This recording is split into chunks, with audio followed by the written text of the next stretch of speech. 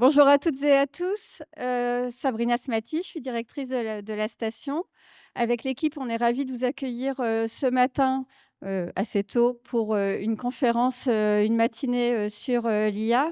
Alors cette journée, c'est aussi le démarrage, du festival, Make It, un festival, sur 3 jours, qui invite, où l'idée c'est d'ouvrir les portes de la station à différents publics et les inviter à venir découvrir le lieu, à imaginer, à fabriquer, à échanger, sur différentes pratiques. Donc aujourd'hui, une première journée qui est dédiée, pour les professionnels. Demain, on aura le plaisir d'accueillir des scolaires qui vont venir découvrir le lieu et aussi, une conférence, sur l'IA.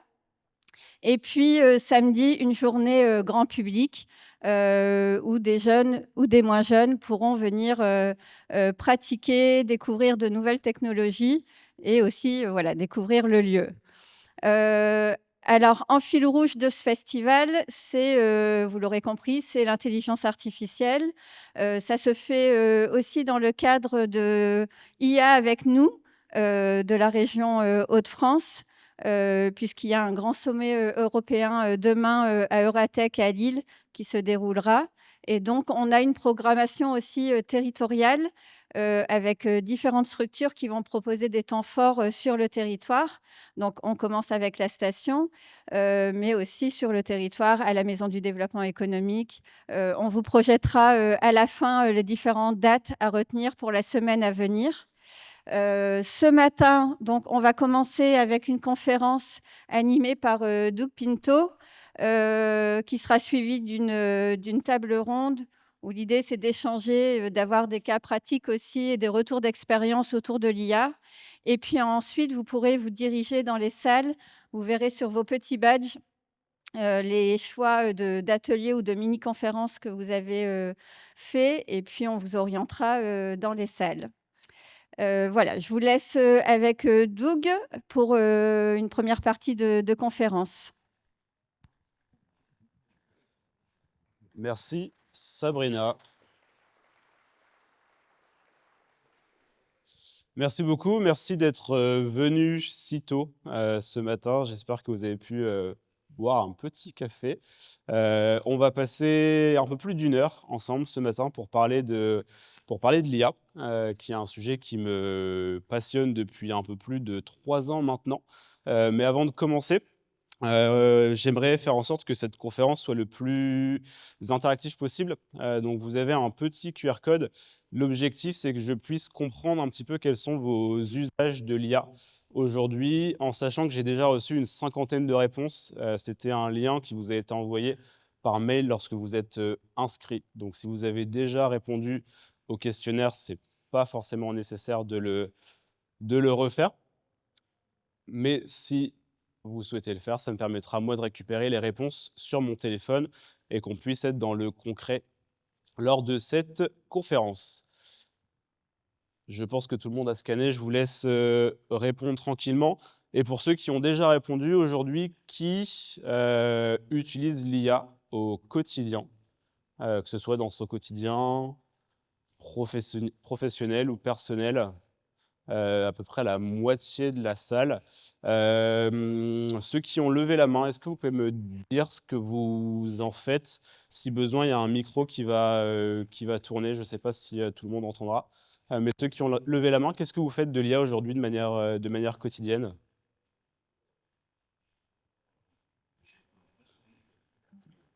Absolument tout. En fait, dans mon personnel, on va dire, ça se sert pour le jardinage, pour faire du kéfir, pour faire des recettes de cuisine Pour faire du d'un autre kéfir, vous avez dit? continent. Ouais. Effectivement, en fait, ça permet de faire un diagnostic sur les quantités, les doses, etc. Ouais. J'ai fait des recettes coréennes, des choses que je ne connaissais pas. Ouais. Ça permet d'apprendre le japonais, ça permet de faire des choses incroyables. Après, dans le professionnel, c'est la rédaction des mails, la traduction dans toutes les langues. Mhm. C'est un partenaire de réflexion. Maintenant, on fait absolument tout. Alors effectivement, il faut quand même avoir un œil dessus, Ouais. parce qu'il n'est pas encore prêt sur tous les plans. Et parfois, il comprend mal ce qu'on dit, donc il faut vraiment contexter ce qu'il faut faire. Mais sinon, je m'en sers tout le temps. Depuis combien de temps vous l'utilisez? Ça doit faire 2 ans que j'ai peut-être commencé avec GPT, OK, quand il est sorti, en fait. OK, Ensuite, il y a Gemini qui est arrivé sur le téléphone. Ensuite, j'ai eu Copilot Pro sur mon PC et même maintenant mon Google, Enceinte est connecté à l'IA, donc enfin, l'IA est partout. OK. Donc un usage professionnel et personnel, également. Un autre, retour d'expérience peut-être? Là-bas, je vois qu'il y a une, main levée.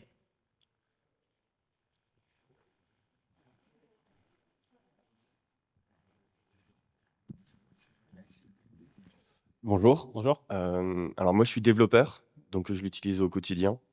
Pour coder, j'essaie de l'intégrer dans mes codes directement, de mettre des petites automatisations, je l'utilise au quotidien professionnellement, pour les mails également et en particulier pour tout. Quand j'ai une décision à prendre, j'aime bien être, assisté, avoir deux trois comparatifs ou des Ouais. choses comme ça. Et dans l'usage personnel peut-être aujourd'hui? Ou que du professionnel? Les 2. Les 2. Franchement les 2. On a acheté un nouveau robot ménager, on a comparé et puis, ça nous a aidé à nous décider en fait. OK. Donc ça veut dire qu'aujourd'hui, il y a à peu près la moitié de la salle qui utilise l'IA de manière, quotidienne. Ce qu'il faut bien prendre en compte aujourd'hui, c'est que l'IA, c'est pas uniquement égal à ChatGPT. Ça, c'est vraiment la première croyance qu'il faut, oublier. Si vous êtes utilisateur, ou client d'un des logos que vous voyez, à l'écran, vous utilisez l'IA de manière complètement, indirecte. Donc typiquement, nous, on est venu de Lille, pas ce matin, mais hier. On a utilisé Google Maps pour venir ici.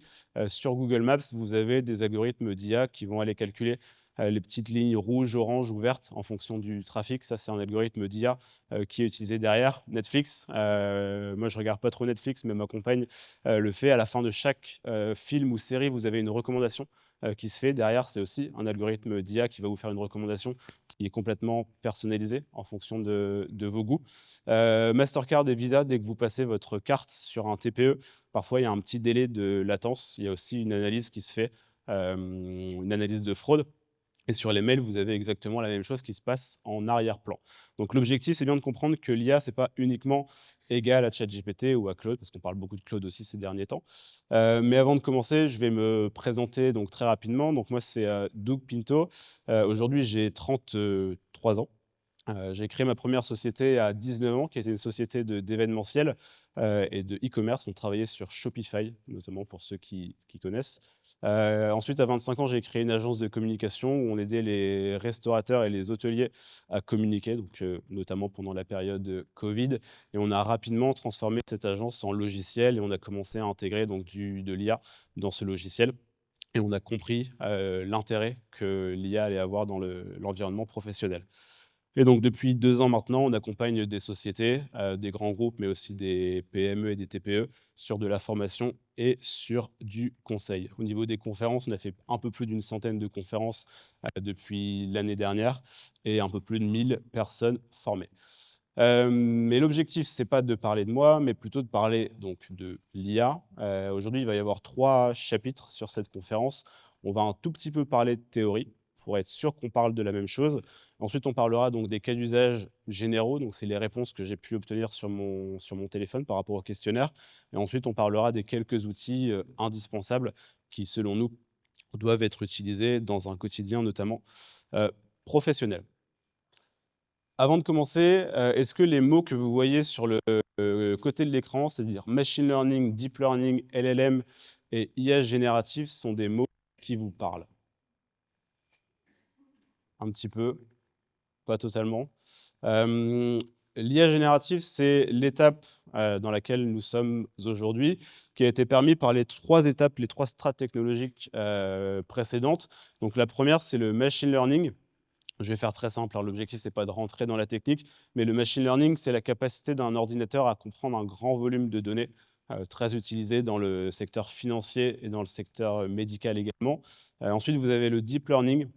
Donc, le deep learning, c'est l'intérêt donc de cet ordinateur à détecter quand il y a des anomalies. Je vous donne un exemple très simple. Lorsque vous utilisez votre carte bleue, vous avez probablement déjà reçu une notification ou un appel ou un SMS de votre banque lorsqu'il y a une transaction qui se fait dans un secteur dans lequel vous n'êtes pas. Exemple, la semaine dernière, j'ai reçu une notification d'un paiement qui a eu lieu à Bangkok. J'étais pas à Bangkok, malheureusement. Ça, c'est permis grâce au deep learning. Et ensuite, vous avez donc les LLM. Je pense que la plupart d'entre vous ont déjà entendu parler de ce terme-là. Le LLM, c'est le Large Language Model en anglais. C'est tout simplement quand vous avez une IA, elle va vous répondre un petit peu comme un humain dans la structure de ses phrases. Ça, c'est un modèle statistique, donc c'est ce qu'on appelle le LLM. Et enfin, donc l'IA générative. Générative, pourquoi? Parce qu'elle va utiliser donc de la génération de texte, mais de la génération d'images, de la génération de vidéos, de la génération de code. On a parlé de développement aussi tout à l'heure. Mais donc la dernière étape, c'est celle-ci. Est-ce que, à main levée, sur les logos que vous voyez ici, il y en a qui vous parlent? J'imagine que si vous êtes ici, oui. Oui. ChatGPT, je pense qu'il n'y a plus besoin de présentation. Claude, non plus. Gemini, il y en a qui utilisent Gemini à main levée? Ouais, pas tant que ça. Copilot? Encore moins. Perplexity? On perd de plus en plus d'utilisateurs. Et Mistral, ça va encore. Mistral, pour information, aujourd'hui, c'est le seul LLM qui est français. Ça mérite de le noter. Est-ce qu'en bas de l'écran, il y a des logos qui vous parlent à main levée sur les logiciels? Un peu plus. Intercom? Non. Intercom, je pense que vous l'avez probablement déjà utilisé. C'est la petite bulle que vous avez souvent en bas à droite des écrans pour échanger sur du support de chat. Lorsque vous échangez avec un agent, souvent, pas tout le temps, mais souvent la technologie qui est utilisée derrière, c'est Intercom. Canva, je pense que c'est plus un outil à présenter.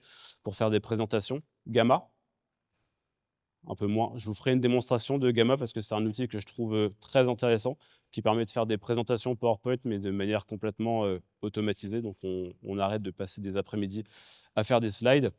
Eleven Labs, un peu moins. C'est pour faire de la voix, notamment. Donc, c'est une grosse société qui permet de faire de la voix via IA.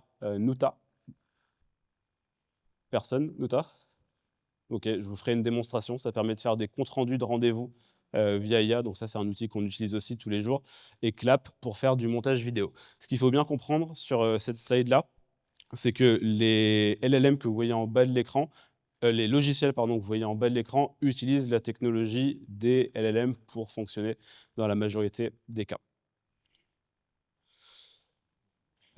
Aujourd'hui, nous, on estime qu'il y a 4 niveaux d'utilisation de l'IA. Le premier niveau, c'est ce qu'on appelle le niveau stagiaire, donc notamment pour faire de la relecture de mails, de la rédaction de courrier. C'est ce qu'on disait un petit peu tout à l'heure lors des premières interactions. Est-ce qu'aujourd'hui, il y en a qui sont au niveau 1 à main levée, qui utilisent déjà l'IA dans cette configuration?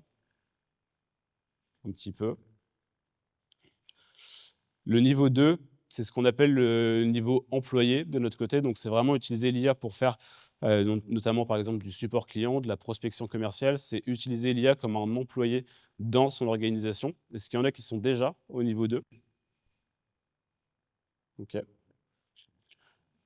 Et le niveau 3, c'est ce qu'on appelle donc le niveau cofondateur ou associé.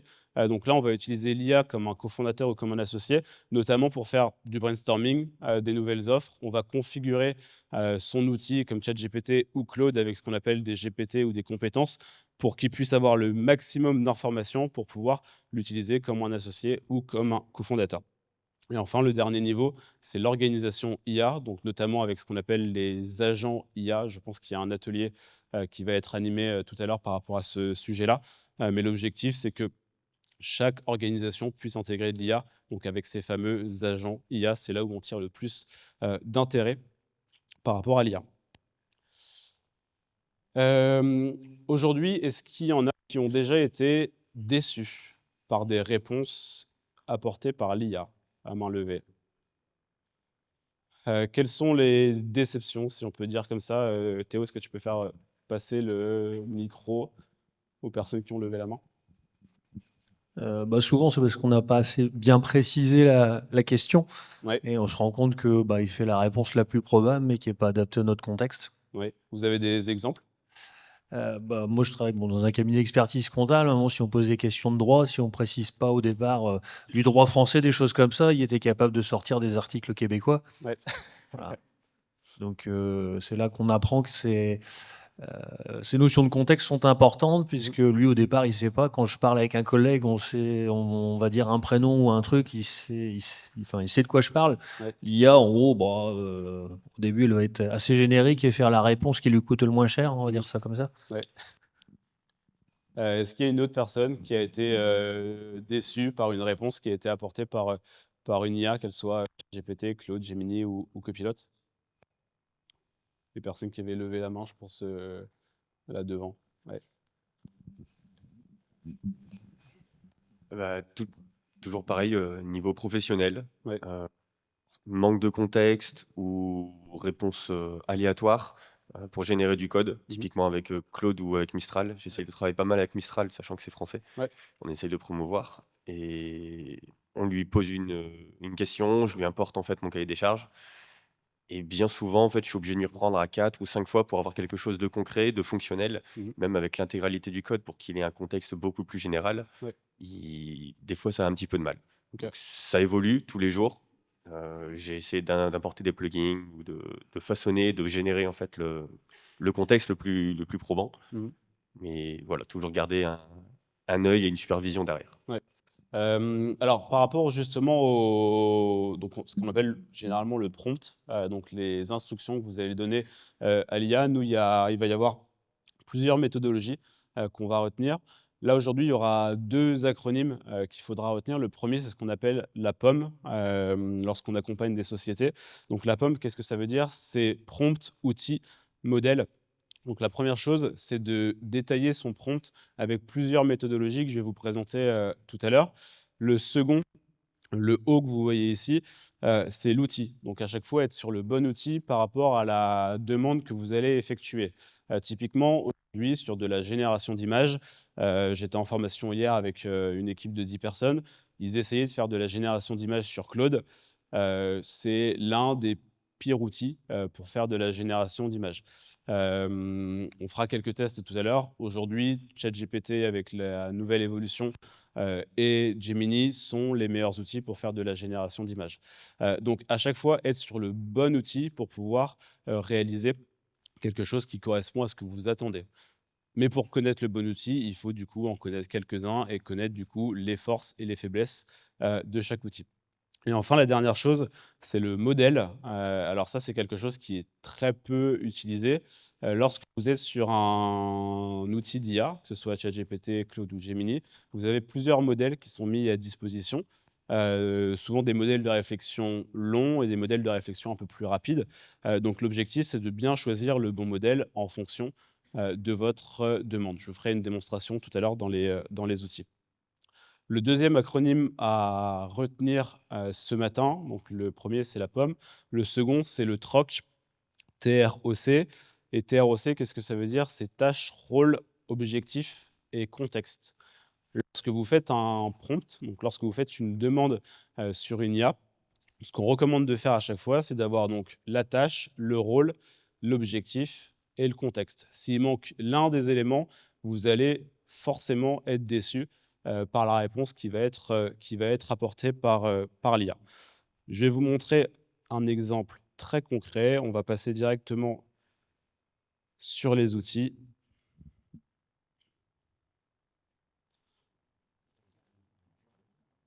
Et on va se mettre directement sur ChatGPT. Aujourd'hui, à main levée, qui utilise ChatGPT comme outil principal? OK. Qui utilise Claude comme outil principal? Un petit peu moins. OK. Donc on fera des tests sur les 2. Donc là, je suis sur ChatGPT. Je pense que tout le monde a déjà vu cet écran. On va se mettre ici.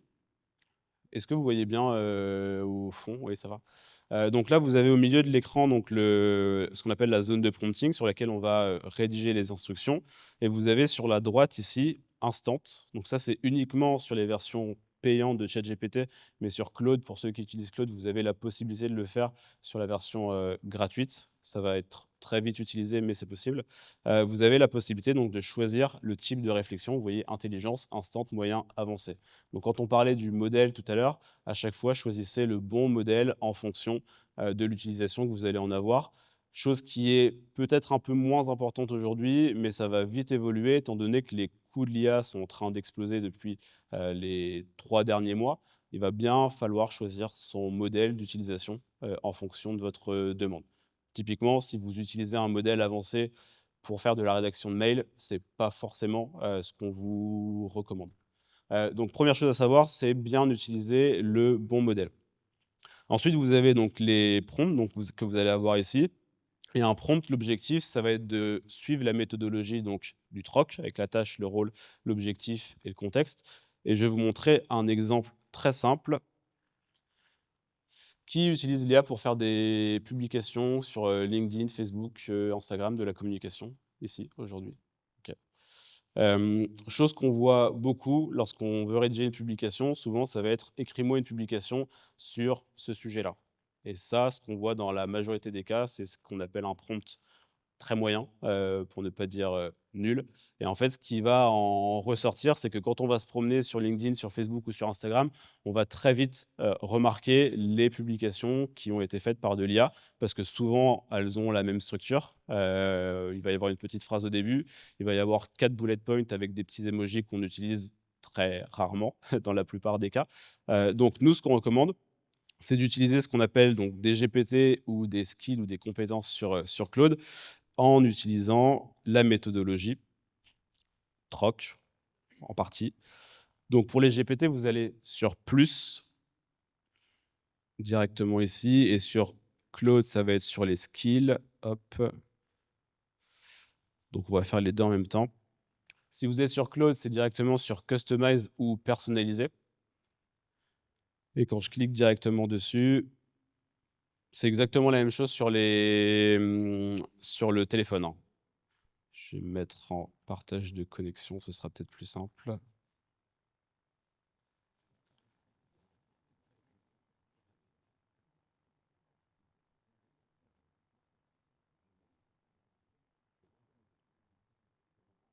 On va attendre que ça se remette. Qui utilise des GPT ou des skills ou des compétences aujourd'hui? À main levée. Ouais. Qu'est-ce que vous en faites? Est-ce que je peux avoir des exemples? Sur Claude, j'ai connecté OpenLegi qui est accessible en MCP, donc on a accès à la base de données de tous les articles, on va dire de loi, qui permet de créer une compétence où à un moment, quand je vais poser une question, il va aller vraiment chercher que dans ces articles de loi et pas un peu partout sur Internet ou dans sa mémoire. Et donc, du Et coup, il va citer les sources. En Ouais. gros, j'ai demandé qu'à chaque fois, il cite les sources avec le lien vers l'article. et vous l'avez connecté avec un MCP? Oui, Ok. C'est quoi comme MCP que vous avez connecté? OpenLegi. Ok, ça marche. D'autres personnes qui utilisent des MCP? Théo, si tu peux venir mettre ton téléphone en attendant. D'autres personnes qui utilisent des MCP aujourd'hui, pour que je vois un petit peu le niveau. Ouais. Là, devant. Là.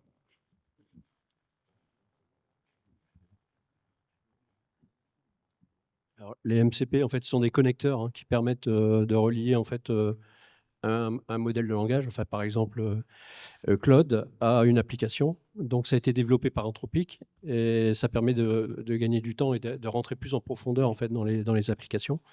Alors moi, en l'occurrence, j'utilise N8N, c'est un outil d'automatisation. Et donc, ça me permet, par exemple, de demander à Claude de développer complètement en fait, la compétence en fait, d'automatisation sans que je touche à rien en fait. Et les exemples de MCP que vous avez connectés ou mis en place? C'est pour des applications déjà à titre perso, pour faire ma veille, notamment sur l'IA générative. Ouais.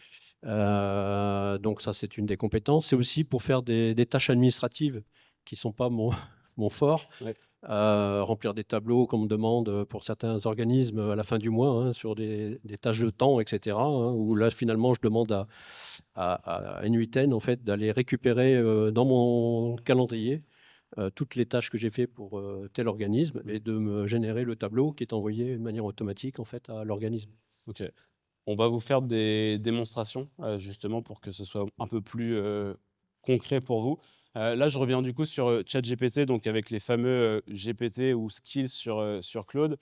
Donc, moi, par exemple, j'ai une quinzaine de GPT que je vais utiliser directement sur ChatGPT. J'en ai un qui me permet de faire des prompts que j'ai ici. Vous voyez qu'il y a des prénoms, c'est pas forcément obligatoire d'avoir des prénoms sur ces GPT. Moi, ça me permet tout simplement de m'y retrouver. Vous avez ici un GPT qui me permet d'aller analyser des appels d'offres et de construire des appels d'offres. Donc derrière chaque GPT, il y a un prompt, je vais vous en montrer quelques-uns. J'en ai un sur la partie personnelle, sur la partie nutrition, que j'utilise aussi tous les jours. Un sur la partie cahier des charges, un sur la prospection, un sur la création des newsletters, sur de la communication.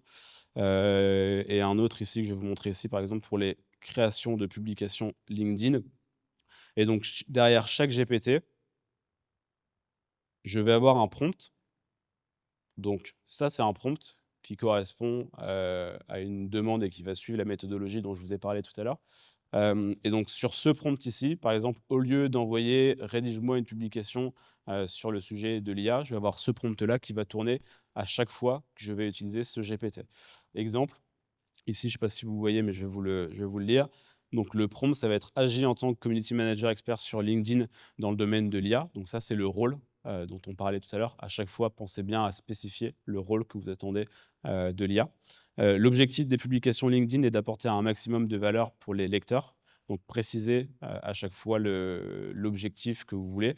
Lorsque vous rédigez par exemple un mail sur une relance facture, quel est l'objectif? D'avoir un paiement rapide, de relancer de manière douce votre client ou votre prospect. Donc ça, à chaque fois, mettez-le dans votre prompt. Ensuite, je veux que tu travailles les accroches pour qu'elles soient le plus pertinentes possible et qu'elles donnent envie au lecteur d'en lire plus. Je lui donne des exemples d'accroches. Donc comme ça me permet d'avoir quelque chose qui correspond à ce que j'ai l'habitude de faire. Donc là, par exemple, les accroches, ça va être voici les erreurs à éviter, voici les choses à faire, 6 moyens de rendre le lien indispensable. Je lui donne des informations sur le style rédactionnel que je veux avoir pour chaque publication. Donc le style rédactionnel doit être proche des gens en utilisant systématiquement le tutoiement. Ça, c'est une indication supplémentaire. Je veux des publications avec un storytelling fort, avec un arc narratif en 3 actes. Acte 1, exposition. Acte 2, conflit. Acte 3, résolution. Je ne veux pas que tu précises ou que tu nommes les actes dans la publication et je veux orienter chaque publication pour que le lecteur l'enregistre et puisse la relire plus tard. À la suite de ça, je lui donne des exemples de publications qu'on a déjà réalisées. Comme ça, il peut se baser à chaque fois sur ce prompt-là pour me rédiger des publications LinkedIn. Donc ça, c'est un exemple de GPT. Il y a exactement la même chose sur Claude avec donc ce qu'on appelle les skills ou les compétences. Mais l'objectif, c'est d'avoir un prompt, ce que nous, on appelle un master prompt, donc qui va permettre de diriger l'ensemble des publications. Et donc aujourd'hui, si je veux faire une publication LinkedIn, je sais qu'elle va suivre absolument la trame que je lui ai demandé. Est-ce que c'est clair pour vous cette partie-là sur les GPT? Je peux vous montrer également hop, un skill.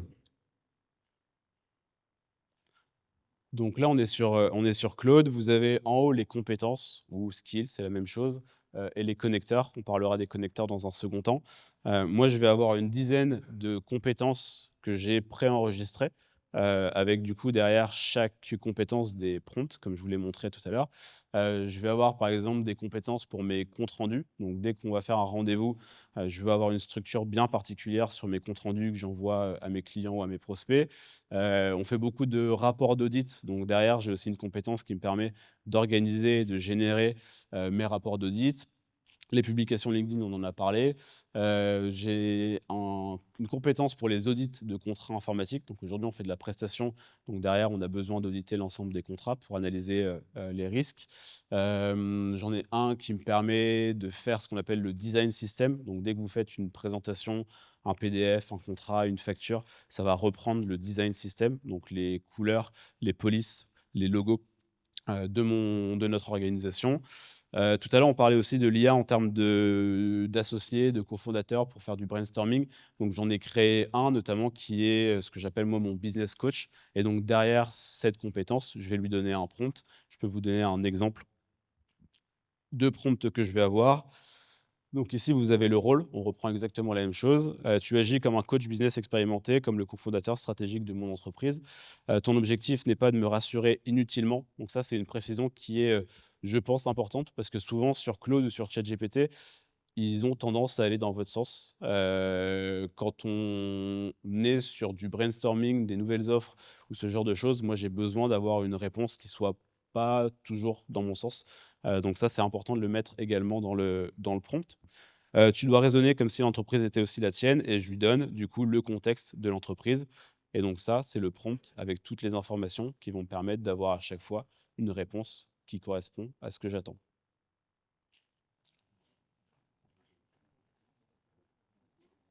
Est-ce que sur la partie compétences GPT et méthodologie de prompt, c'est quelque chose que vous visualisez assez facilement et que vous pouvez implanter dans votre organisation assez facilement?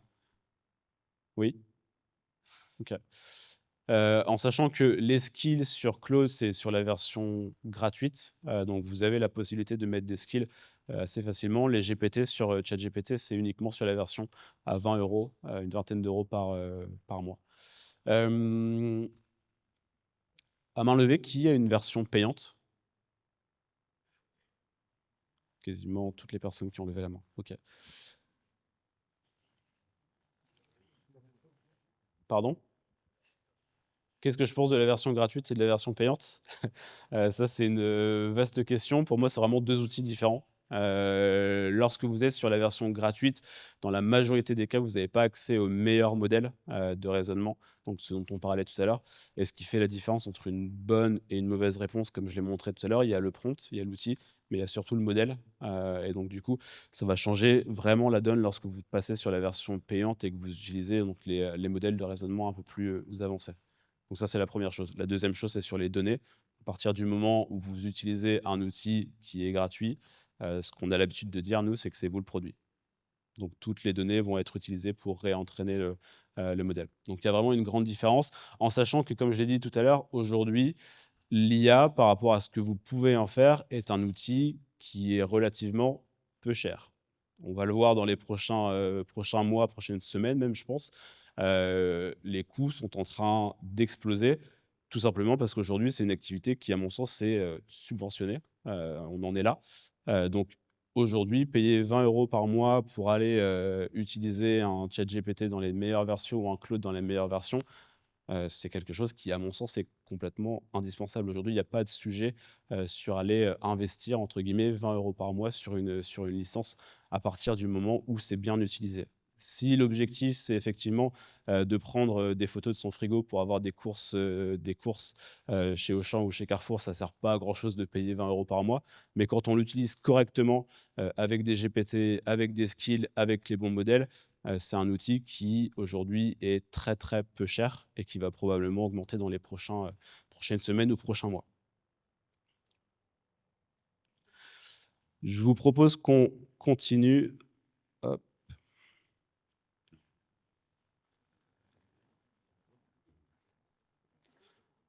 Donc les GPT, les skills, on en a parlé. Si vous êtes sur Copilot ou sur Gemini, il y avait certaines personnes qui ont levé la main par rapport à ça.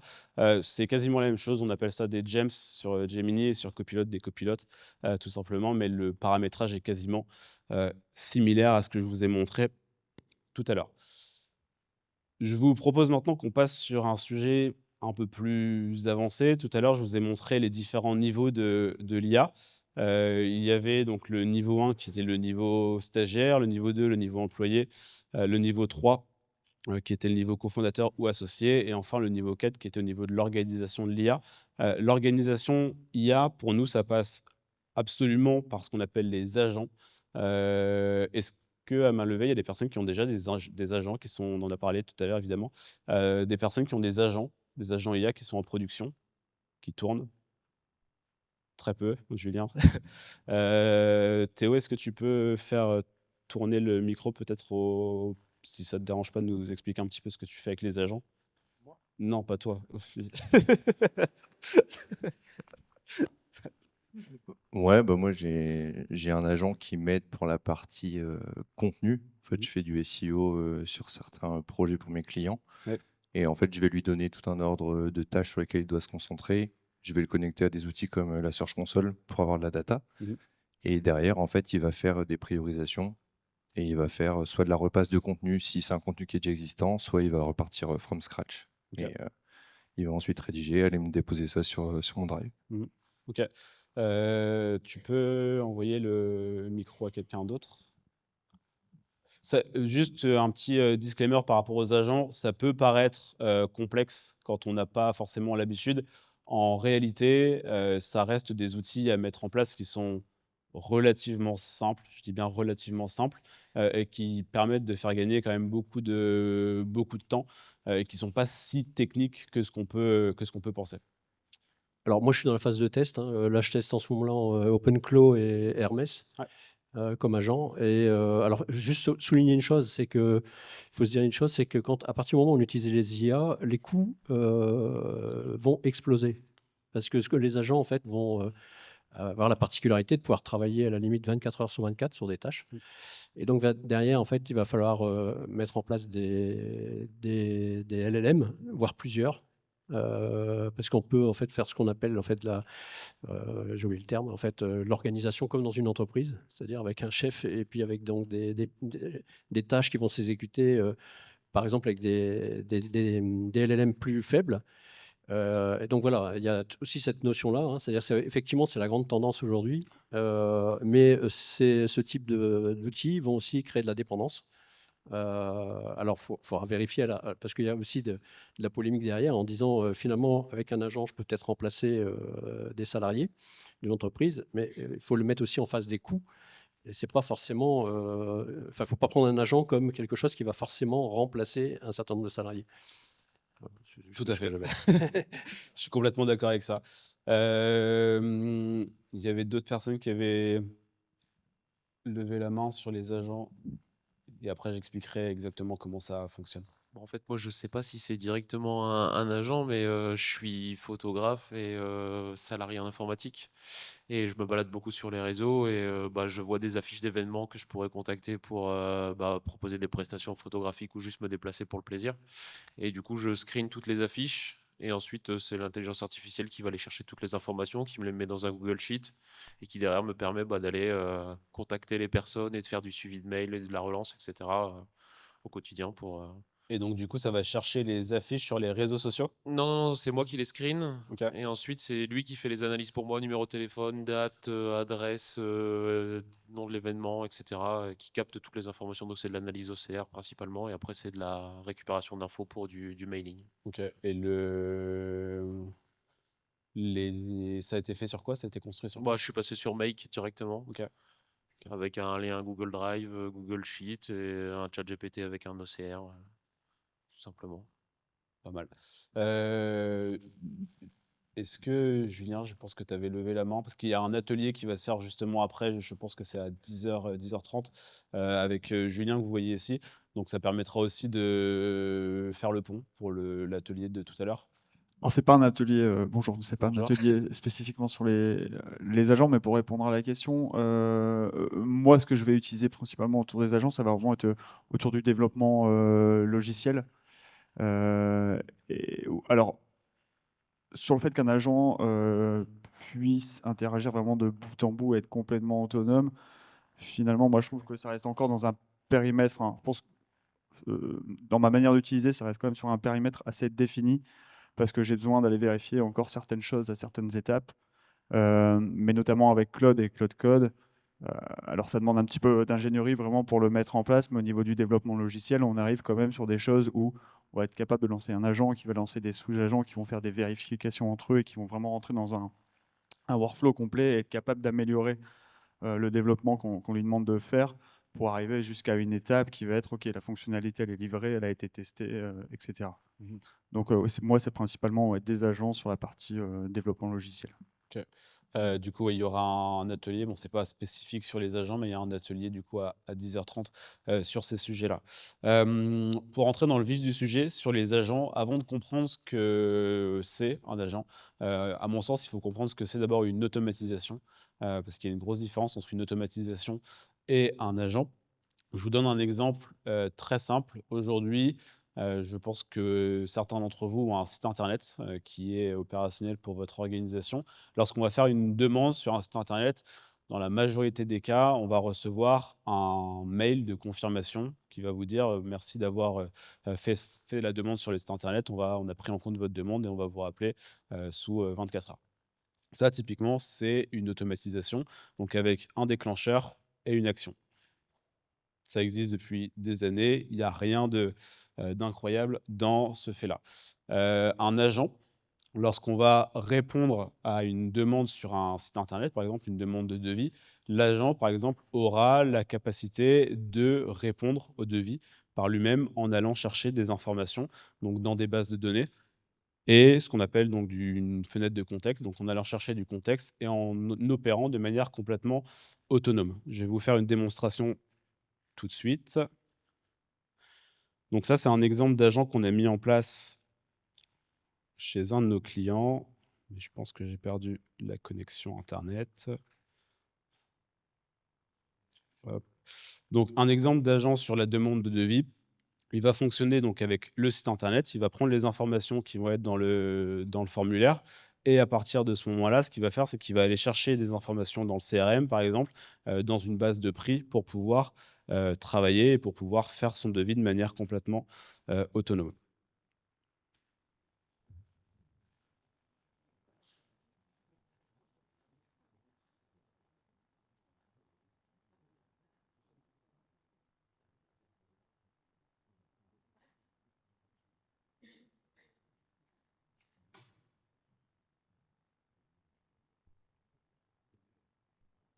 Hop, c'est bon.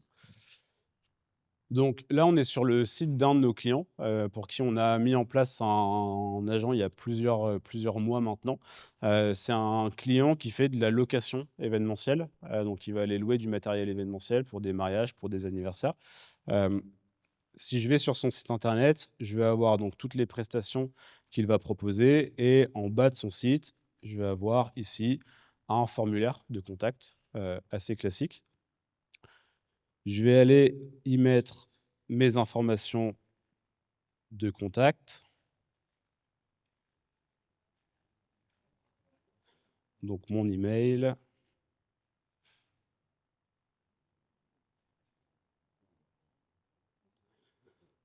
Et on va choisir une prestation. On va dire que j'ai besoin de me marier et je vais prendre une sono église, une sono cocktail et un photobooth pour mes invités.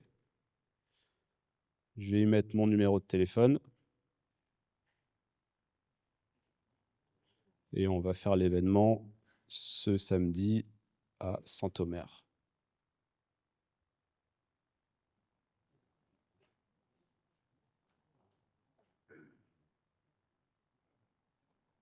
Je vais quand même lui dire que c'est un test pour pas qu'il pense qu'il y ait une demande. Et je vais lui envoyer. Donc là, je lui ai envoyé la demande.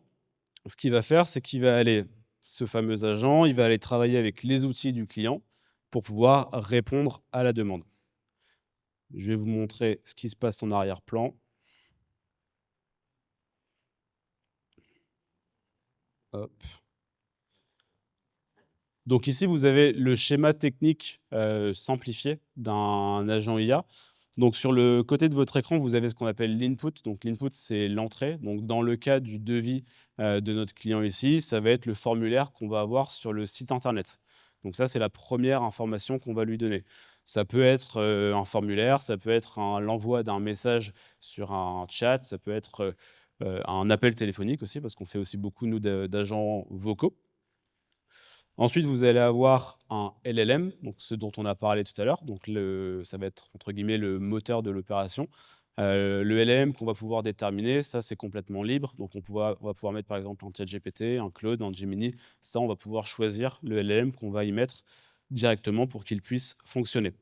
On va lui ajouter une mémoire de manière à avoir l'historique. Et ensuite, on va pouvoir lui brancher des outils. Donc là, dans ce cas-là, sur l'exemple que je vous ai montré, les outils qui ont été connectés pour ce client-là, ça va être les mails qui me permettent déjà d'envoyer le mail à la personne qui a répondu. Il va y avoir aussi une base de prix parce que l'objectif quand on fait un devis, c'est bien d'avoir une base de prix. Il va y avoir également le CRM et en plus de ça, il va y avoir donc un Google Maps qui permet de calculer les frais kilométriques et qui me permettront du coup d'avoir un retour directement par mail. Je vais vous montrer un deuxième agent qui aujourd'hui est un agent administratif. En attendant de recevoir la réponse, je vais quand même vérifier. Hop. Voilà, et donc là, j'ai bien reçu, il est 9h07, à 9h07, j'ai reçu mon devis qui a été fait donc automatiquement grâce à mon agent. Donc avec le mail qui va bien, je pense que vous ne voyez pas forcément, mais bonjour Doug, vous trouverez le devis ci-joint. Et ce qui m'intéresse moi, c'est la pièce jointe, donc en PDF. Et quand je clique dessus, j'ai bien toutes mes informations avec l'adresse de facturation, donc à Saint-Omer, qui correspond à ce que j'ai demandé, mon numéro de téléphone, et je veux bien vérifier que j'ai ma sono église, la sono cocktail et la location du photobooth pour les 800 tirages. Donc là, ce qui s'est passé, c'est qu'on a fait la demande directement sur le site internet. Il y a eu ici, je ne sais pas si vous voyez, mais vous avez une ligne avec les frais kilométriques. Donc c'est un client qui est sur Tours actuellement, son siège est à Tours. Donc il a calculé le nombre de kilomètres qu'il y avait entre Saint-Omer et Tours pour pouvoir me faire les frais kilométriques. Pour vous donner une idée de ce que ça représente d'un point de vue opérationnel, cet agent IA, nous on l'a lancé donc il y a un peu plus de 6 mois. On l'a lancé la veille du salon du mariage de Tours, qui est l'un des plus gros événements pour ce client-là. Il a réceptionné 172 devis sur 48 heures. Sur les 172, il a pu en signer 140, tout simplement parce qu'à chaque fois qu'il y avait une demande, il y a un devis qui a été envoyé au client. Et autant vous dire que des sociétés d'événementiel en septembre ou en octobre 2025 qui avaient des agents IA qui avaient la capacité d'envoyer des devis, il y avait un effet waouh qui était quand même assez important. Pour information, j'ai eu au téléphone hier ce client-là pour lui demander comment ça allait et pour le prévenir aussi qu'on allait faire des tests ce matin. Ça fonctionne toujours. Il arrive à avoir entre 50 et 70 devis qui sont générés de manière complètement automatique grâce à son agent IA. Il m'a dit qu'il était très content de m'avoir rencontré et qu'aujourd'hui, il travaillait beaucoup moins grâce à moi. Donc ça, c'est un exemple d'agent qui fonctionne très bien, qui est en réalité pas si compliqué à mettre en place. Je vais vous en montrer un deuxième. Aujourd'hui, hop. Là, on a fait un CRM factice, donc c'est des fausses données, mais je pense que vous avez ces données-là dans votre organisation. Donc avec le nom, prénom d'un client, l'entreprise, le numéro de téléphone, l'email, un montant de facture et un statut de facture. Donc là, on l'a fait sur Google Sheet pour que ce soit plus simple, mais si vous l'avez sur un CRM, ça fonctionnera exactement de la même manière. Et moi, ce que je vais faire avec mon agent, c'est que je vais pouvoir échanger directement avec lui sur Telegram. Donc Telegram, pour ceux qui ne connaissent pas, c'est l'équivalent d'un WhatsApp ou d'un Messenger sur Facebook. Je vais pouvoir échanger avec mon agent. Donc il est connecté à ma boîte mail et au document Excel que je vous ai montré tout à l'heure. Et donc je vais pouvoir échanger avec lui comme je vais échanger sur ChatGPT. Donc on va commencer par lui dire bonjour. Hop. Donc il va me répondre exactement de la même manière que ChatGPT ou Claude peut me répondre. La seule différence, c'est qu'il est connecté à mon écosystème et il a la possibilité donc de faire des actions de manière complètement autonome. Je vais lui demander quelle est la facture impayée la plus élevée.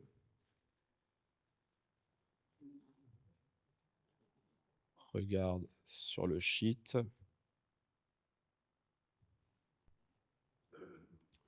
Donc je lui pose la question, ce qu'il va faire, c'est qu'il va aller interroger la base de données, donc Excel que je vous ai montré tout à l'heure. Il me dit que la facture impayée la plus élevée est celle de Romain Petit de l'agence Nextia avec un montant de 8 600 €. Donc jusqu'à là, on va vous dire que c'est pas hyper intéressant parce que cette information, j'aurais pu aller la chercher tout seul directement sur le Google Sheet. Là où ça va être intéressant, c'est que je peux demander envoie un mail à Romain pour lui demander de payer.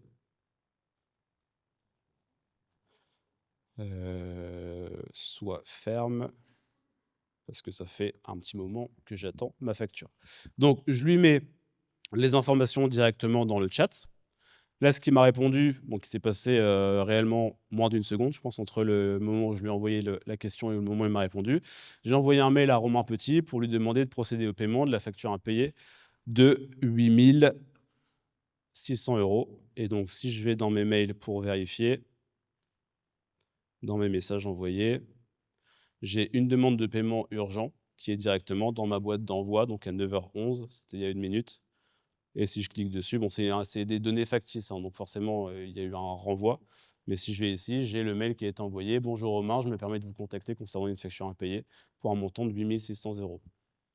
Donc, automatiquement, ce qu'il a fait, c'est qu'il est allé rédiger le mail. Je ne lui ai pas donné d'informations sur le contenu du mail, mis à part le fait qu'il devait être ferme parce que ça faisait un petit moment que j'attendais mon paiement. Donc, il m'a quand même mis dans l'objet demande de paiement urgent. Mais il m'a envoyé le mail, il est allé chercher l'information. Vous remarquerez aussi que je ne lui ai pas précisé l'adresse mail de Romain. Il est directement allé la chercher dans ma base de données. Mais il a fait une succession d'actions de manière complètement autonome pour pouvoir aller justement chercher les informations au bon endroit. Est-ce que vous voyez aujourd'hui comment les agents IA peuvent vous aider dans votre quotidien?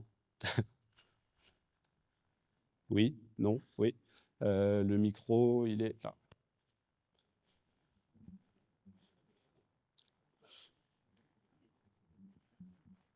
En fait, je me rends compte que j'utilise un peu les agents comme des skills en ce moment, c'est-à-dire que je ne les connecte pas à mes applications Ouais. et j'aimerais savoir comment vous faites, par exemple, pour connecter à votre adresse mail ou en automatique, directement avec vos applications. C'est quoi l'outil que vous utilisez? En fait, moi, j'ai créé des agents, en fait, en donnant des contextes, en donnant un peu comme votre, Trog, Pomme et cetera. Mmh. Donc j'ai vraiment donné tout un contexte. Je l'utilise vraiment comme un skill. Ouais. Je lui demande de faire quelque chose, mais il me fait un retour dans l'agent lui-même et il ne fait pas l'action directement.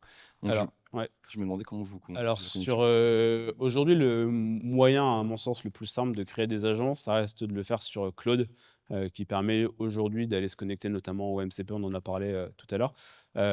Vous avez un onglet connecteur dans Claude, c'est ce que j'ai montré tout à l'heure. Vous avez les compétences, donc les skills. Voilà, je reviens ici, donc j'ai les compétences que je vous ai montré tout à l'heure et vous avez juste en dessous les connecteurs. Et donc grâce aux connecteurs, vous allez pouvoir donc vous connecter à des outils qui sont aujourd'hui relativement simples, donc des boîtes mail, des agendas, des bases de données, des Google Drive, ce genre de choses. Et si vous voulez aller plus loin, on peut aller faire ce qu'on appelle donc des MCP, c'est ce dont on a parlé tout à l'heure, pour se connecter aux outils qui ne sont pas dans la base de données. Je vais vous montrer exactement. Là aujourd'hui, sur mon Claude personnel, il y a une dizaine d'outils qui sont connectés. Donc, on va retrouver Canva. Donc, ça me permet de faire des présentations directement dans l'outil. Gamma, je vous ferai une démo aussi tout à l'heure. Donc, Gmail, évidemment, pour les mails. Mon agenda, Google Calendar, Google Drive pour la base de données. Notion, Notion sur lequel on va utiliser, enfin, sur lequel il y a l'ensemble de nos informations d'organisation. Papers aussi. Papers, là, c'est via un MCP. Donc, dès que vous recherchez des informations juridiques ou d'informations sur des sociétés, Papers, le MCP Papers fonctionne très bien aujourd'hui. Et Slack, notamment par rapport aux échanges de l'organisation. Les derniers qu'on a ici, mais qui ne sont pas connectés, Stripe pour les paiements, GitHub pour le développement.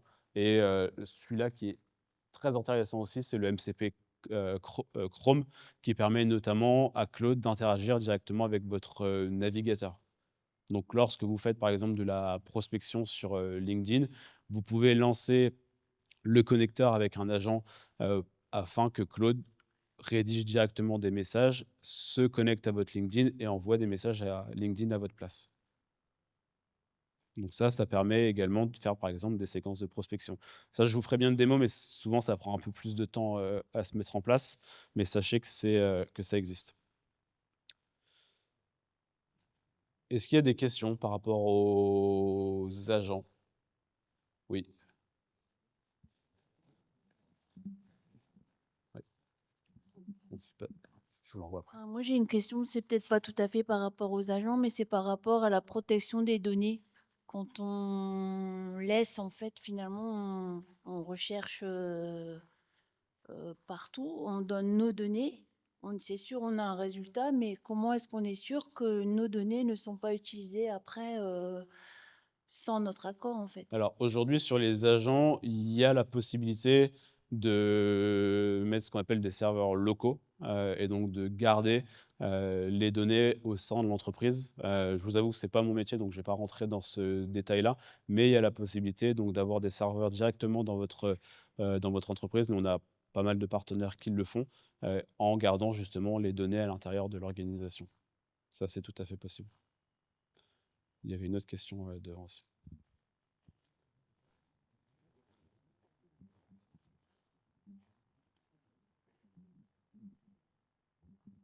Je voulais savoir si on pouvait connecter des ERP aussi, Oui. des ERP métiers, des choses. Oui. À partir du moment où vous avez ce qu'on appelle des API, API, bien ouais, sûr. à partir du moment où vous avez des API en lecture ou en écriture, on peut aller se connecter directement à des ERP, des logiciels métiers, afin d'aller chercher les données sur les logiciels que vous utilisez au quotidien. Je vous donne un exemple très concret. La semaine dernière, j'étais au téléphone avec une société qui fait de l'outillage. Ils ont un ERP avec des fiches produits à raison de plus de 10 000 fiches produits. À chaque fois, ils reçoivent des commandes par mail, ce qui a été mis en place. Donc, c'est ce qu'on appelle un OCR qui va aller lire le mail, lire les informations et envoyer directement toutes les données dans le RP, donc grâce à ces fameuses API. Ça répond à votre question. Je vous propose d'avancer un petit peu et de vous montrer l'un des derniers outils qui s'appelle Gamma. Est-ce qu'aujourd'hui, je vous ai posé la question tout à l'heure, il y a des personnes qui utilisent Gamma? Une personne? Ok. Des personnes qui font des présentations PowerPoint? Un peu plus. Alors, Gamma, aujourd'hui, c'est un outil. Je vais vous présenter celui-ci et je pense que je conclurai sur Nuta parce que c'est un outil qui est, de notre côté, utilisé quasiment tous les jours. Gamma, ça permet de faire des présentations donc via l'IA. Les personnes qui ont levé la main, quel type de présentation est-ce que vous pouvez réaliser? Quel type de présentation vous pouvez faire? Je crois qu'au fond, il y avait des mains levées. Pour ma part, c'est plutôt des présentations de résultats avec Slides ou Microsoft, ou après, quand c'est plus technique, utilise un peu Streamlit pour certains points. Des présentations de résultats? Oui. C'est-à-dire? C'est pas de la com, c'est un rapport d'un projet présenté,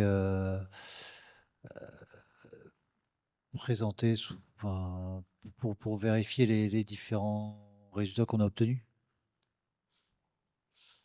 Ok, je vais demander, donc, avant d'aller sur Gamma, je vais demander d'abord à ChatGPT de me faire un plan pour la présentation. On va dire que c'est un rapport d'activité, comme ça parlera peut-être à tout le monde. Donc, je lui demande directement de me faire un plan pour une présentation, pour faire un rapport d'activité, étant donné qu'on est dans un incubateur, pour un incubateur. Hop. Donc, ce que je fais ici, c'est que je lui demande directement d'avoir le plan. On ne va pas s'attarder sur le fond, hein. L'objectif, c'est que vous voyez un petit peu comment est-ce que ça s'orchestre et comment est-ce que ça s'enchaîne. Et à partir du plan qu'il va me donner, l'objectif, ça va être de le mettre directement dans Gamma. Et si je viens ici, sur Gamma, je vais avoir la possibilité donc soit de générer directement le plan de présentation tel que je viens de le faire sur ChatGPT.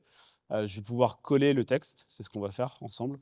Le créer directement à partir d'un modèle. Donc, si vous avez déjà des présentations que vous avez réalisées, vous pouvez le mettre directement dans Gamma et il va se baser sur le modèle pour pouvoir travailler. Enfin, la dernière option, c'est l'importation d'un fichier, donc PowerPoint ou PDF. Nous, typiquement, on fait beaucoup de rapports d'audit, comme je vous l'ai dit. C'est de documents PDF. On intègre le PDF et ça nous permet d'avoir une présentation qui est un peu plus lisible pour nos clients. Je vais récupérer la réponse s'il veut bien me la donner. Hop.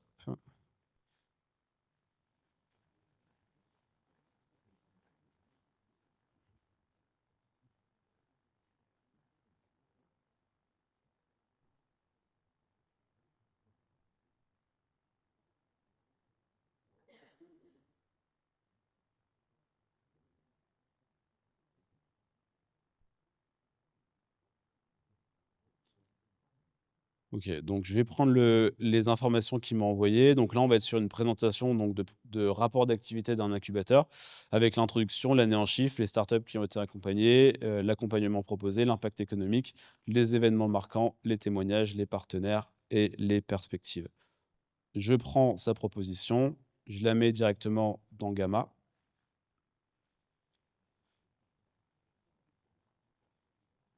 Je vais lui demander peut-être un peu moins de slides, 5 slides maximum. Et je vais lui demander la génération. Donc ensuite, je vais arriver sur une page de paramétrage qui me permettra de choisir un petit peu quel type de présentation je vais avoir. Donc là, on peut avoir une présentation qui va être minimaliste, qui va être concise, qui va être un peu plus détaillée. Tout ça, on peut le choisir. J'ai 2 champs qui me permettent de faire du prompting, donc par rapport à ce qu'on a vu tout à l'heure en suivant effectivement la méthodologie TROC, donc directement ici avec les infos supplémentaires ou la tonalité. Je peux choisir le visuel, le thème. Sur la version payante de l'outil, on peut aussi choisir et déterminer sa charte graphique, si vous voulez utiliser vos logos, vos couleurs, etc. Et la possibilité aussi de générer directement des images. On va le laisser comme ça et on va demander 5 cartes, comme ça on ne perdra pas trop de temps. Et donc, on va lui demander la génération. Et ce qui va se passer, c'est qu'en quelques secondes, il va commencer à travailler pour me faire la présentation PowerPoint. Donc nous, aujourd'hui, typiquement, toutes les présentations qu'on va faire, que ce soit des présentations clients, des présentations de prospection ou autres, on les fait via cet outil-là ou alors via d'autres outils, Cloud Design notamment, ce qui nous permet aujourd'hui de gagner beaucoup de temps sur la préparation des présentations. Donc on le laisse travailler et vous allez voir qu'en moins de 2 minutes, je vais avoir mes 5 slides, je pense 5 ou 6 slides qui vont être prêts et que je peux utiliser directement pour mon organisation.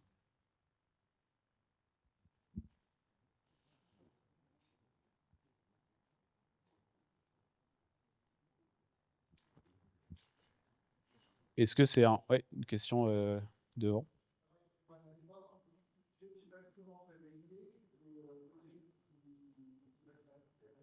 Sur les chiffres,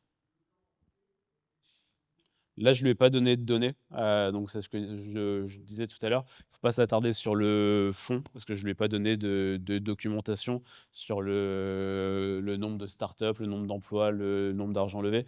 Là, il a inventé. Mais à partir du moment où vous avez vos propres données, vous les intégrez directement dans le prompt et il va se baser sur ces données-là.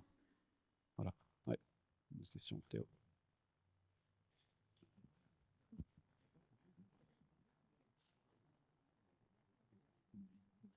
Bonjour, j'utilise Notebook KLM. Je pense que c'est un référent, en tout cas, ou quelque chose d'assez similaire. Il produit également des audios lorsqu'on lui met quelques bricoles. Après, derrière, je ne sais pas comment bien utiliser ces données, comment bien les transmettre pour que ce soit lisible pour les clients et les partenaires différents. Donc, vous voulez transmettre les audios de Oui, Notebook notamment les LM? audios pour voir un petit peu ce que ça peut donner sur comment expliquer en tout cas l'entreprise, comment vit l'entreprise et ce qu'on peut apporter aux clients d'une manière différente en tout Ouais. cas. Alors, nous, on a essayé les audios sur Notebook LM. Donc, pour information, c'est un outil de Google qui est un outil qui est très puissant et qui permet notamment de faire des présentations, des podcasts, des audios à partir de sources que vous allez lui donner. Aujourd'hui, je pense que c'est 50 sources, 50 fichiers que vous pouvez utiliser. À mon sens, l'envoi d'audio pour le client, ça marche très rarement parce que nos clients ne vont pas aller écouter les audios qu'on leur envoie.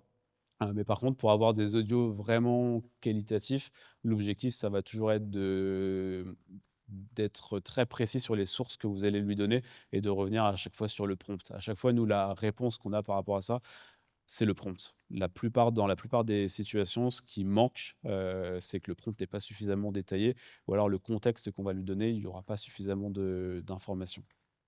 Donc vraiment travailler sur les sources que vous allez lui importer pour avoir des résultats qui correspondent à ce que vous attendez.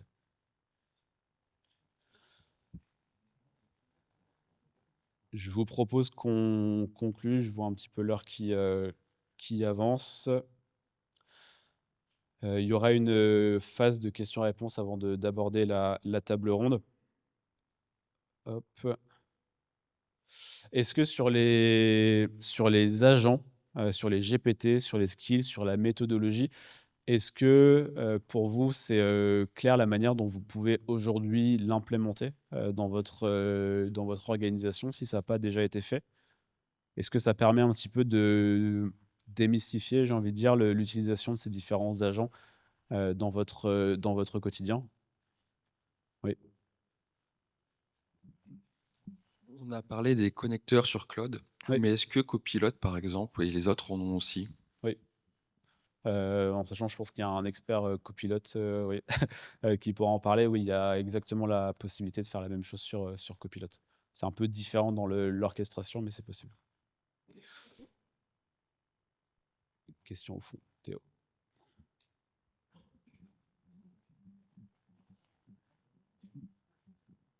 Moi, j'ai fait un test d'un agent IA intégré dans une solution qu'on utilise qui s'appelle Monday, pour ceux qui connaissent. Le problème que j'ai rencontré, n'étant pas experte en développement comme d'autres ont pu l'être j'ai entendu dans les questions, c'est le pilotage de l'agent.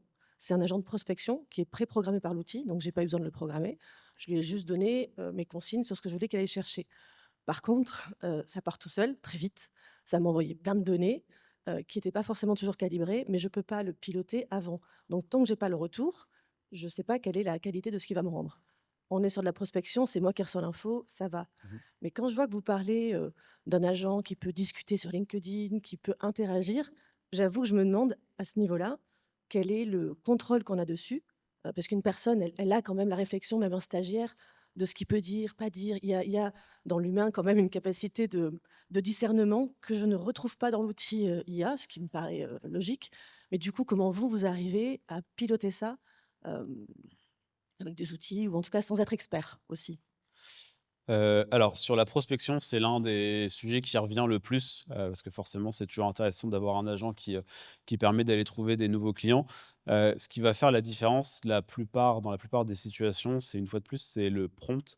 Avant de pouvoir mettre en place des agents IA et pour moi, c'est vraiment la dernière étape, de l'intégration de l'IA, il faut travailler sur ses process. Donc avant, travailler sur, ce que nous on appelle la couche digitale, donc faire en sorte déjà que la totalité de l'organisation soit digitalisée. On nous a déjà demandé de mettre en place des agents IA, alors qu'en réalité, quand on se promenait un petit peu dans la société, il y avait des feuilles volantes sur tous les bureaux. Donc à partir de ce moment-là, c'est pour nous impossible de travailler. La deuxième étape, c'est la donnée. Faire en sorte que la donnée soit structurée. Donc, c'est-à-dire que quand on va dans votre ERP, dans votre CRM, il faut que toutes les données soient propres et bien rangées, sinon c'est impossible de travailler. Donc en fait, on se retrouve dans la majorité des cas à retomber un petit peu d'un étage avant de faire de l'implémentation IA. Et aujourd'hui, il y a beaucoup d'organisations qui n'ont pas de données structurées. Donc ça, c'est la deuxième chose. La troisième chose, c'est les process. Donc une fois qu'on a ces données, est-ce que dans votre organisation, par exemple sur la prospection, vos process, ils sont bien en place? Donc à partir de ce moment-là, on peut commencer à travailler. Donc nous, par exemple, sur la prospection, on a évidemment travaillé sur la digitalisation, sur la structuration des données, sur les processus. Et à partir de ça, on va travailler sur un skill, donc skill ou compétence ou GPT, peu importe, avec un prompt qui va reprendre toutes les phases de prospection. Donc là, par exemple, on a notre skill et ça nous permet justement d'avoir la main sur ce qui va être dit et la manière dont ça va être fait. Et aujourd'hui, sur mon skill de prospection, j'ai les différentes phases. La première source, ça va être d'identifier le bon prospect. Donc pour ça, c'est quoi le bon prospect? Aujourd'hui, je pense que si on demande à peut-être une entreprise sur 3, on leur demande c'est quoi le bon prospect, ce qu'on appelle l'ASCP, il n'y a pas forcément de réponse. Donc déjà réfléchir à ce qu'est un bon prospect pour vous, c'est quel type de société, dans quel secteur d'activité, combien de salariés. Tout ça, c'est des questions auxquelles il faut répondre avant même de travailler sur de l'IA et avant la construction des agents. Donc nous, on a fait ce travail-là. Ensuite, on va aller chercher donc l'ICP dont je parlais ici, donc l'Ideal Customer Profile que vous voyez ici. Ensuite, on va aller faire de la pré-qualification. Donc nous, ce qu'on va aller faire sur la prospection, c'est d'aller chercher ce qu'on appelle des signaux faibles. Donc des signaux faibles, ça va être des publications LinkedIn qui ont été aimées, likées, commentées, partagées, republiées. Donc on va aller chercher ces signaux faibles. Donc ça nous permet d'aller chercher à chaque fois plus ou moins la bonne personne. Je ne vais pas dire que dans 100% des cas, mais dans 90% des cas, on est sur la bonne personne. Et après, à partir de ce moment-là, l'objectif pour nous sur la prospection, ça va être d'engager la conversation. Donc, par rapport à ça, on s'est fait accompagner par des experts de prospection. Je pense que vous recevez des messages probablement toutes les semaines, voire tous les jours, de personnes qui vous contactent et qui directement veulent vous proposer une solution. J'en reçois aussi. Moi, j'ai pas envie de répondre lorsqu'on me propose directement une solution, souvent à un problème que j'ai pas. Donc avant ça, nous, ce qu'on fait, c'est d'engager tout simplement une conversation avec nos prospects. On a vu que vous avez liké un post sur ça. Est-ce que c'est un sujet qui vous intéresse? Tout simplement. Il y a des moments où on a des retours, d'autres moments où on n'a pas de retour, mais au moins on engage la conversation. Et tout ça, nous, on va le monitorer. Derrière, on a aussi un logiciel qui nous permet de voir le nombre de messages envoyés, notre taux de transformation, les conversations qui fonctionnent le mieux. Mais avant d'arriver à cette étape-là, il y a toutes les étapes donc, précédentes de structuration de la donnée, des processus pour faire les choses correctement. Parce que l'agent IA, très honnêtement, ne va pas régler tous vos problèmes si la base déjà de l'organisation n'est pas saine par rapport au process, par rapport à la digitalisation et par rapport aux données. Est-ce que ça répond à votre question? Plus ou moins? Tu peux redonner le micro, Théo, s'il te plaît? Non, non, c'est très intéressant, mais c'est vrai que là, on est plus sur l'amont. Ouais. Moi, mon questionnement, il est vraiment sur l'aval. C'est-à-dire, une fois que je lui ai dit ce que je voulais, Mmh. je l'ai vu, il est parti, il m'a sorti toute une liste de prospection qui n'était pas toujours ciblée. Mmh. Et donc, moi, c'est l'étape d'après, c'est l'étape où il y a un échange avec une personne. Mmh. Quel est le contrôle qu'on peut avoir sur ce qu'il va raconter? Quand vous me dites qu'il peut écrire directement sur LinkedIn à quelqu'un, Mmh. c'est plus ça où je me dis, mais une fois qu'il est parti, moi, tant qu'il n'est pas revenu me raconter le compte-rendu de Ouais. l'échange, en fait, j'ai pas de visu là-dessus. Ouais. Et c'est plus ce côté contrôle de ce qu'il fait. Une fois qu'on a tout bien paramétré, Mmh. voilà, où est-ce qu'on peut... Parce que, alors, il y a un monsieur tout à l'heure qui en a parlé... sur le fait que ça générait, c'est vrai que ça travaille 24/24, Mmh. ça va très vite. Ouais. Moi, je l'ai capé sur un nombre de prospects que je voulais, parce que Ouais. sinon, il m'en sort des centaines en 10 minutes. Ouais. Ça va très vite. D'ailleurs, on parlait de finances aussi en termes de tokens, Mmh. ça consomme énormément. Ouais. Donc, comme il va très vite, il faut vraiment câbler, voilà, vraiment lui donner un cadre. Mais c'est vraiment sur le contrôle de ce qu'il peut avoir comme interaction. C'est vraiment ça où je m'interroge sur ce passage-là. Il y a pas de contrôle. C'est ça la réponse. Il y a pas de contrôle. Aujourd'hui, si vous avez, en fait, vous avez la possibilité soit d'envoyer, sur LinkedIn, on peut pas envoyer des messages en brouillon, mais si vous êtes sur un mail, par exemple, vous pouvez garder votre mail en brouillon et après l'envoyer directement. L'objectif d'un agent IA, c'est c'est de la délégation. Demain, moi, j'ai une équipe de commerciaux qui travaille avec moi. J'ai pas le contrôle sur les messages qu'ils vont envoyer. Par contre, je vais effectivement travailler en amont sur de la formation de manière à ce qu'ils envoient des messages à la bonne personne, qu'ils envoient les messages avec la bonne tonalité. Mais à partir du moment où c'est envoyé, j'ai pas de contrôle. Et pour moi, c'est exactement la même chose avec un agent IA ou avec un collaborateur. Donc, c'est pour ça que l'enjeu, pour moi, il est vraiment en amont sur la préparation, donc avec les compétences, avec les skills, les processus, etc. Mais à partir du moment où c'est parti, il n'y a plus de contrôle. Moi, je vois vraiment les agents comme j'ai pas envie de dire un employé supplémentaire, parce que pour moi, il y a pas vraiment de sujet. Il y aura forcément une modification de l'organisation.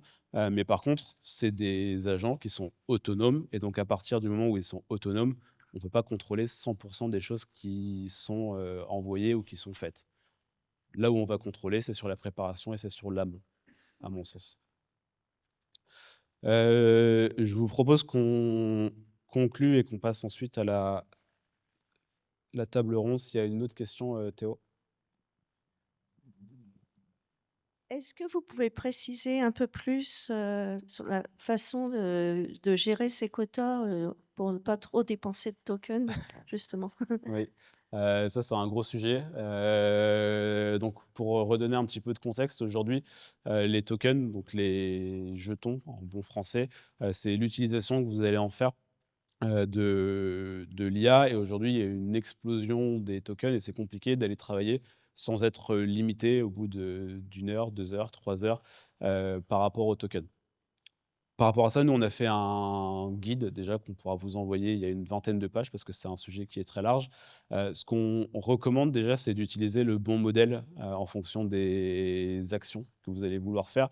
Dans la majorité des cas, c'est pas nécessaire d'utiliser les modèles les plus complexes par rapport aux tâches qu'on identifie. Donc, pour la sélection des modèles, quand vous êtes sur Claude, par exemple, sur la droite de l'écran, avant le bouton envoyer, vous avez la possibilité donc, de choisir le modèle. Là, hier, il y a le nouveau modèle Fable 5 qui est sorti. Je ne l'ai pas testé parce que j'ai vu que lorsqu'ils le proposent, ils disent déjà que Fable 5 consomme 2 fois plus de tokens que Opus, qui était le modèle précédent. Donc on était déjà assez limité par Opus, donc on ne va pas aller s'aventurer sur ce genre de choses. Donc aujourd'hui, choisissez le bon modèle, ça c'est la première chose. Organisez correctement vos projets, vos skills, vos compétences, votre IA. Nous, ce qu'on voit beaucoup, c'est des chats qui ont ce qu'on appelle une fenêtre de contexte qui est très longue, donc des gens qui parlent indéfiniment avec leur IA. Ce qu'il faut savoir, c'est qu'à chaque fois que vous posez une question, il va aller chercher les informations précédentes.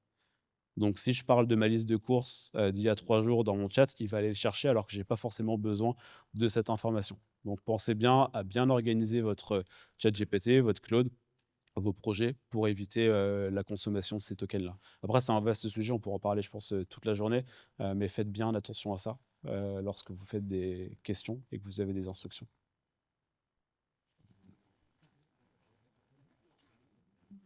Bonjour, j'aimerais savoir sur quels critères choisir le bon modèle. Oui. Par exemple, extraire de la donnée, la traiter, sur quels critères on va se baser pour choisir le bon modèle? Est-ce qu'on... Ouais. Vous faites quoi comme type de recherche? Je fais de la qualité dans l'industrie pharma et j'ai beaucoup de données à traiter. Et en fait, je l'extrais, je la croise avec d'autres sources de données. J'aimerais savoir comment choisir le bon modèle pour faire ça. Alors, nous, ce qu'on recommande par rapport au modèle, c'est d'utiliser à chaque fois le modèle le plus faible et voyez s'il y a des limitations. Aujourd'hui, par exemple, sur Claude, je ne pourrais pas faire tous les modèles, mais vous avez ici donc, la possibilité de choisir le modèle qui vous correspond. Donc là, on est sur Fable 5, donc le dernier modèle qui est sorti hier. Opus 4.8, je pense que vous ne voyez pas, mais c'est marqué pour les tâches complexes. Donc à chaque fois, vous avez une indication. Sonnet 4.6, qui est aujourd'hui, à mon sens, le modèle le plus intéressant par rapport à la majorité des tâches que vous allez avoir, qui est le modèle, on va dire, intermédiaire. Il n'y a pas forcément besoin d'aller plus loin. Et ensuite, le modèle le plus léger, qui est IQ 4.5 sur Claude. Donc typiquement, si vous avez de la rédaction de mail, de la rédaction de courrier, et en réalité, la majorité des usages sont largement suffisants avec le modèle IQ sur Claude. Donc choisissez le modèle le plus simple, on va dire, et le moins énergivore en token, avant de passer sur les autres. Encore une fois, si vous n'avez pas de limitation dans l'utilisation, ce que je peux vous montrer aussi ici, chose qui n'est pas souvent utilisé. Dans les paramètres de Claude, quand vous allez ici, vous avez la possibilité d'aller sur l'utilisation et de voir où est-ce que vous en êtes au niveau de votre utilisation. Hop. Je suis revenu sur le Wi-Fi, donc ça ne fonctionne pas. Mais dans les paramètres, vous avez donc paramètres, utilisation, et vous voyez l'utilisation que vous en avez. Exactement. Vous voyez combien il vous en reste. Est-ce qu'il y a d'autres questions?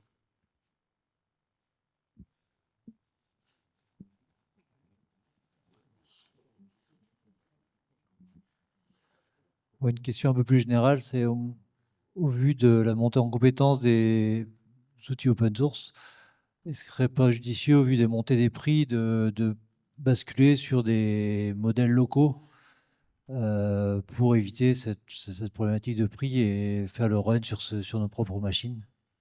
Si vous avez la capacité de le faire, oui, j'ai envie de dire. Sauf que nous, ce qu'on se rend compte, c'est que la plupart des gens n'ont pas forcément la capacité de développer des modèles open source. Ce qui reste quand même intéressant avec toutes les interfaces, les assistants, que ce soit ChatGPT ou Claude, à mon sens, c'est l'écosystème qu'ils sont en train de construire. On n'est plus uniquement sur un assistant qui va répondre à des questions. L'objectif, c'est l'agentique, donc de pouvoir aller utiliser les données de votre entreprise, le contexte, que ce soit sur Claude, sur Copilot ou sur d'autres. Donc, c'est pas toujours intéressant de vouloir construire sa propre infrastructure. Ça dépend vraiment des cas que vous allez avoir.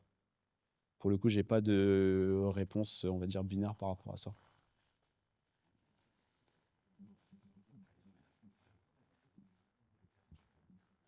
Toujours par rapport à la gestion des quotas, d'utilisation. Hem, Vous n'avez pas parlé en fait, de la création de fichiers, pour les instructions de fichiers pour Claude, au format Markdown. Mmh. Et puis, la création aussi d'un fichier, pour chaque projet, pour cadrer chaque projet. Ouais. Et je pense qu'en fait, c'est bien de le faire. C'est une bonne pratique pour justement éviter hem, pour bien cadrer Claude et puis pour éviter, de gaspiller, ses quotas, en fait. Oui, tout à fait. Sur les projets, vous avez ici donc la possibilité en dessous de nouveaux chats, de créer des projets et donc derrière chaque projet, vous allez avoir donc des instructions. La recommandation, c'est effectivement d'utiliser ce qu'on appelle des fichiers .md, donc du Markdown, qui va utiliser effectivement moins de quotas, que du PDF, du Word, ou du PowerPoint. Donc à chaque fois, faire cette conversion, sur un fichier, Markdown en utilisant effectivement les projets que vous allez avoir. Ça fait partie des recommandations qu'on a justement sur le guide PDF que je pourrais vous envoyer si vous le souhaitez. Est-ce qu'il y a d'autres questions? Oui. Moi, c'est par rapport au coût énergétique. Est-ce que vous pourriez nous donner quelques données sur ce sujet? Alors, non. Parce qu'aujourd'hui, il y a très peu de sources de données fiables par rapport à ça. Ce qu'il faut bien comprendre par rapport à l'utilisation de l'IA sur la partie énergétique, la majorité du coût, c'est au niveau des data centers, donc qui sont justement les traitements des données. Donc pour chaque requête, il y a des calculs qui sont faits.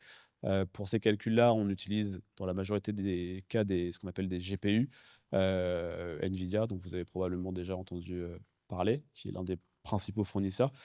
Aujourd'hui, ce qui pose problème entre guillemets sur l'activité énergétique de l'IA, ça va être justement la puissance de calcul et comment est-ce qu'on fait pour refroidir ces data centers. Il y a plein d'initiatives qui sont mises en place sur ce sujet-là. La première, moi, à laquelle je pense, c'est quelqu'un qui est à Euratechnologies, donc qui est pas très loin de chez nous, qui va utiliser ce qu'on appelle la chaleur fatale, et qui veut réutiliser cette chaleur fatale pour pouvoir utiliser de l'eau chaude, par exemple, dans la production. Là, aujourd'hui, ils sont sur un POC, donc c'est de l'expérimentation, mais il veut utiliser de l'eau chaude qui est utilisée pour les brasseries.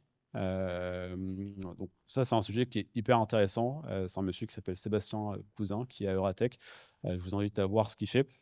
Il y a vraiment beaucoup d'initiatives qui sont mises en place. On se rend compte quand même que le coût est en train d'être réduit par rapport à il y a 2-3 ans. Ça va aller dans ce sens-là. Mais aujourd'hui, nous, on a fait beaucoup de recherches là-dessus. Il y a très peu de données officielles et je pense que c'est normal. Ils n'ont pas forcément d'intérêt à communiquer là-dessus, sur l'utilisation énergétique de l'IA. Mais effectivement, c'est un sujet.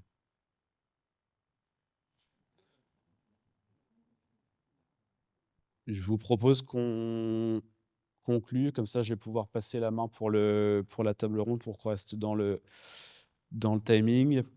Rapidement pour conclure aujourd'hui, donc nous les services qu'on propose, on en a 3. Le premier, c'est évidemment la formation, vous vous en doutez. Le second, c'est l'audit des processus. La question à laquelle on va essayer de répondre avec ces audits, c'est comment est-ce qu'on fait pour commencer à implémenter de l'IA dans son organisation. Donc, on va passer plusieurs jours avec vous pour comprendre un petit peu ce que vous faites. Et enfin, la dernière chose, donc, c'est le conseil et développement, notamment sur les fameux agents IA dont on a parlé, en sachant que sur cette partie-là, on travaille aussi sur la phase en amont, donc de stratégie, de processus, de données, pour comprendre un petit peu où est-ce que ça peut être intéressant. Je ne vais pas rentrer dans le détail de chaque formation. Je voulais juste 2 QR codes. Celui que vous avez sur l'accès aux prompts, c'est des prompts qu'on a mis à disposition gratuitement qui vous permettent de créer vos propres skills, vos propres GPT. Il y en a une dizaine. Il y a un petit questionnaire de satisfaction et il y a une automatisation du coup derrière qui vous envoie l'ensemble des prompts qui vous paraissent le plus pertinent. Et le second QR code, c'est mon compte LinkedIn sur lequel vous allez retrouver une newsletter hebdomadaire, donc sur lequel on va décrypter un petit peu tout ce qui se passe, mettre des cas d'usage, voir un petit peu ce qu'on fait avec nos clients. Et enfin, si vous êtes contre les QR codes, vous avez donc mes coordonnées en bas de l'écran. Je vous remercie d'être venus aussi tôt ce matin à Saint-Omer. Je remercie aussi Sabrina et Agathe pour l'organisation de ce bel événement. Et je vous remets le micro.